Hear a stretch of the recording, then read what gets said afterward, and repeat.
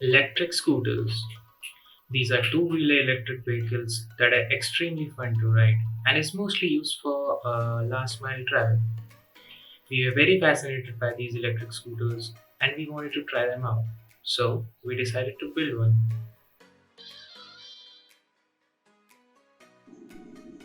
So at first we will need an electric scooter frame.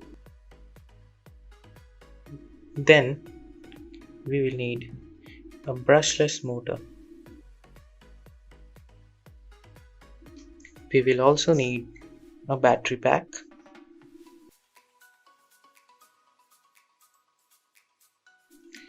Then we will need a motor controller.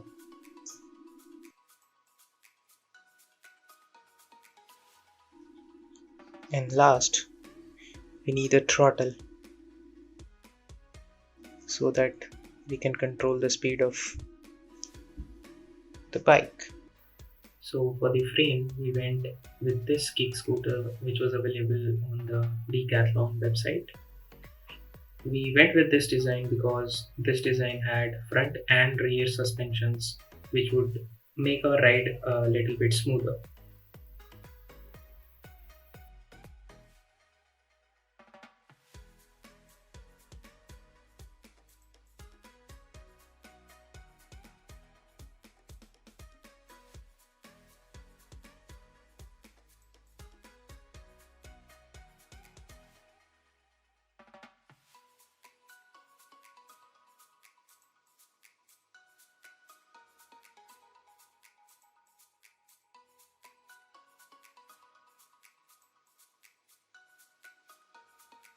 So for the motor, we went with this 8-inch 24-volt 350-watt brushless hub motor. Hub motors are basically those motors which have their windings, the magnets, and everything built inside the wheel itself. So that's why it's called a hub motor. So our next challenge was to add the motor to the frame. But as you can see here, the width of the original wheels is very less when compared to the width of the motor. This means that we had to design a custom motor mounts that takes this motor and fits it to our frame. So after that, my friends from mechanical department disassembled the scooter frame and started designing the new motor mount.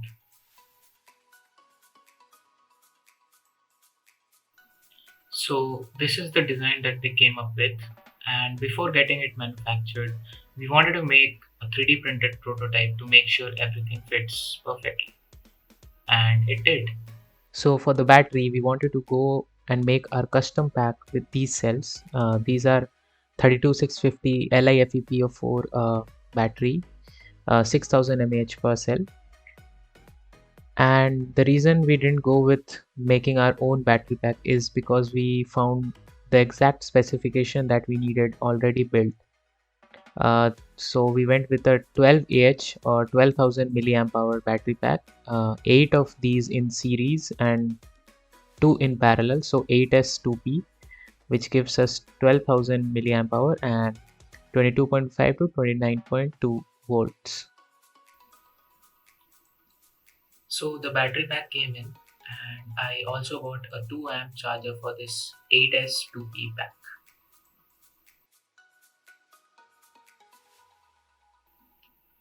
For the throttle, we went with this analog e-bike throttle with a key switch in it.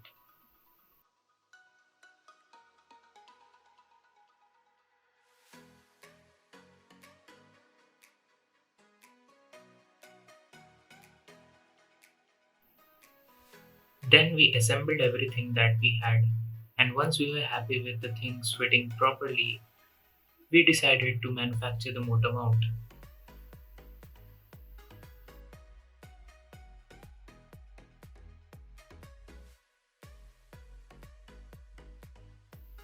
Motor mounts were laser cut, then was bented with a CNC vending machine and was black coated in the end.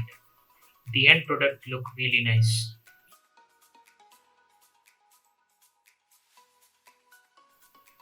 So after we got our parts manufactured, we started the final assembly of the electric scooter.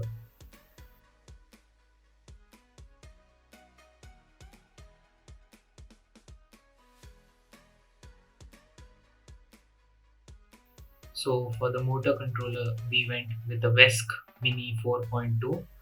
It is from FlipSky and it is a very advanced motor controller, an open source motor controller that has lots of features where you can fine tune your requirements.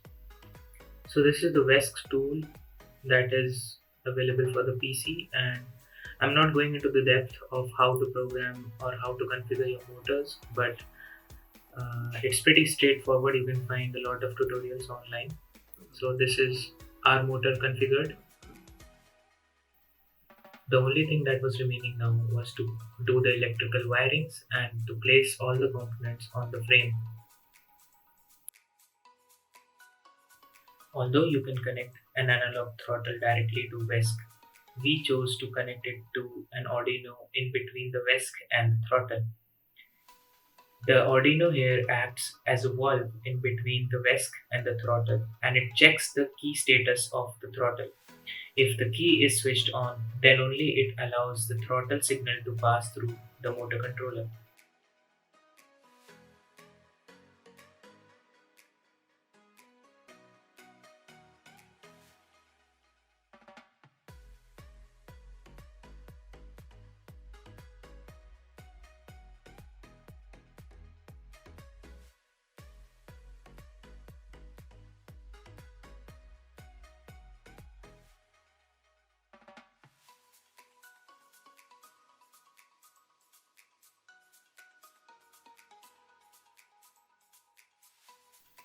So that's it for now. We were really happy how this project turned out.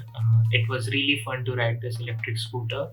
It can go up to 25 kilometers per hour, and on a single charge, it can take a 70 kg person up to about 40 to 42 kilometers. There are lots of areas where we can improve on, such as, for example, the charging time is very slow right now.